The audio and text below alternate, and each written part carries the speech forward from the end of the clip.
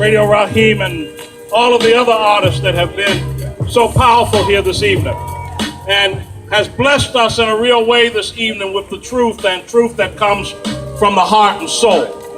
And as we listen this evening, the one thing that was coming through my mind was this whole issue around narratives. Narratives that are constructed and maintained, narratives that are developed for political whim, developed by the media. In other words, what narratives are, narratives is not necessarily the truth. It can be built upon fiction, but it can also be built in such a way that the fiction looks like truth. Just like when we talk about poverty in this country, most folks would think who live out in the hinterland that poor folks are black, when the majority of poor folks are white. Or that Native Americans, when pioneers were trying to take over the frontiers, Native Americans were just savages that were attacking people needlessly and scalping people, when in fact the narrative was the other way around, that you had basically those settlers scalping Native Americans because that was the way they got paid, was to bring in a piece of the skin of Native Americans. That's why in DC, I don't refer to that football team by the name that it's called, because basically that name that this football team is called by is a name that really signals genocide, that really signals the wiping out of a people. And so no matter how you look at it, the fact is that that name had to do with folks offering bounty to prove that somebody had made a kill of Native American folks. So we need to understand the history. And that's a part of what I'm talking about when I talk about narratives. Because narratives are put forth in such a way that they get us basically believing something that does not even benefit us. When we look at the gun culture that exists in America, and everybody talks about the Second Amendment, talking about the right to bear arms, talking about all those types of things, when really the right to bear arms in the United States of America had to do with keeping those enslaved. That there were those who bore arms and regulated militia on plantations and throughout the roads that led towards freedom in order to keep people enslaved. Nobody ever talks about that. Nobody ever talks about the weapons of destruction that have been put in place in order to maintain dominance over a particular people. And so what we got to do and what we continue to do is to deconstruct the narrative. The narrative that says that there are officer friendlies that exist in white communities. In black communities, there's officers, you better be afraid for your life. We saw very recently the kind of thing that just went on in South Florida, where the mental health therapist ran out to try to protect a young person who had ran away from the home. And if you saw the videotape, there was the young person sitting there playing with a toy truck that the cop swore was a gun. And there was the mental health worker on his back with his hands in his air, doing nothing. And when it came to him, he got shot. He got shot by the police. And he looked at the police officer incredulously and said, "Why did you shoot me?" And if y'all remember what the quote was, the cop says, "I don't know." That just shows you that there is something that is at the core of racial fear in this country, something that is at the core of keeping people in their place, of treating people as if they're not human, something that is so deeply rooted that folks cannot even articulate it in a logical way, but it exists in a real way, and that's what we've been up against historically in this country. When we look at the elections,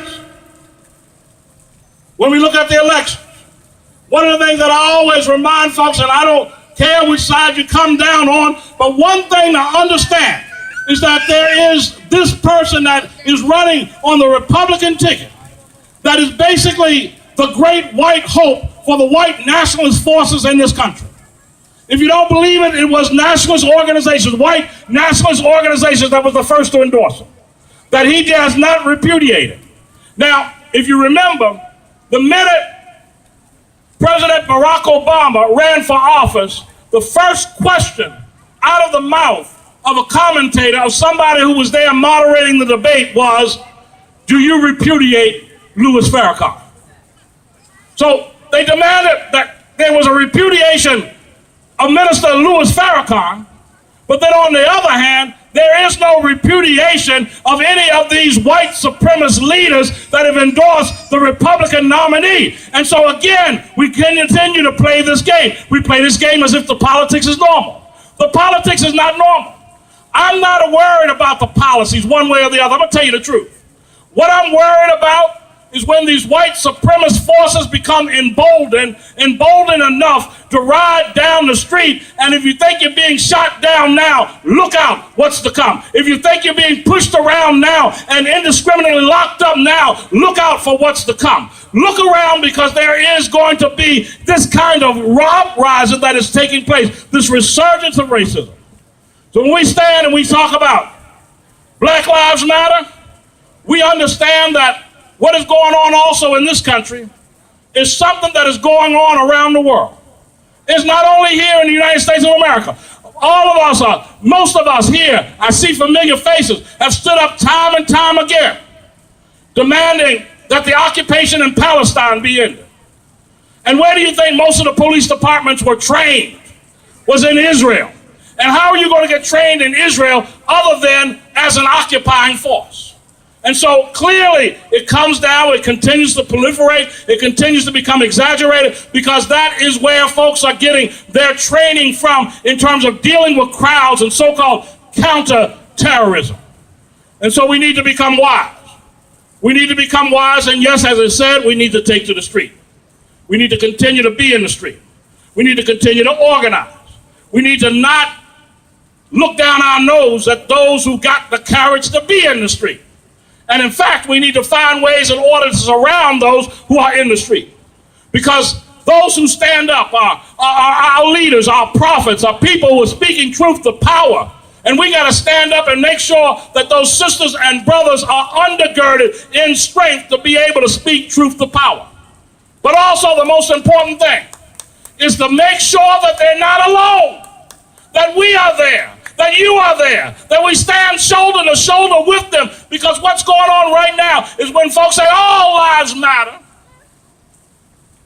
We know all lives matter, but we also know that in this North American white supremacist context, it is clear to us that people of color do not matter. That people of color, black folks, do not matter. Brown folks do not matter. There is a white supremacist paradigm that exists in the country, and the fact is that the very fact that we said Black Lives Matter, somebody reacts to it by saying, oh, all lives matter. Well, we know that all lives matter, but again, it's speaking the truth, and it's also speaking to our own hearts. Because when we say Black Lives Matter, we need to understand that we matter too. We matter to ourselves. We matter to our community, because once we begin to continue to lift up that mantra of Black Lives Matter, that gets to a point, hopefully, where we cease to kill one another. Because the enemy has put in place a kind of disregard that conditioned us into looking at each other as less than human. They've conditioned that. And therefore they understand that the fact is that they continue to put those paradigms together where we look at ourselves as less than human. There is nothing to pull a trigger on somebody else. Because if I don't see you as a human being, because I don't see myself as a human being, then it's so easy to kill something that is not human. And so when we make that mantra, Black Lives Matter, we're not only shouting out to the white supremacist paradigm that exists in this country, but we're also affirming our own dignity to ourselves. And so, sisters and brothers, I'm going to end because there's great musicians and artists that are here. But one thing I want us to understand is that we got to continue to keep on keeping on.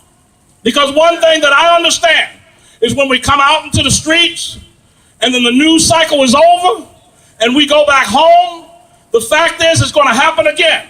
And then we're going to come back out in the streets and the news cycle is going to be over, and then we're going to go back home again. And then we're going to begin to complain because nothing's changed.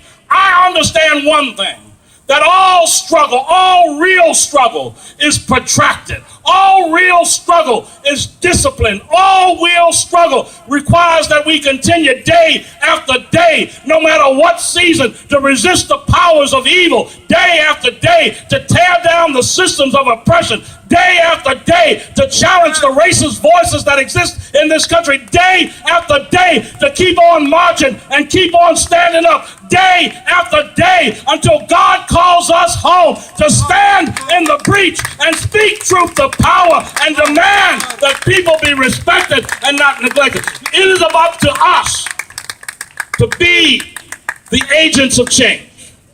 You see, I come out of a organizing school where you don't beg anybody for anything.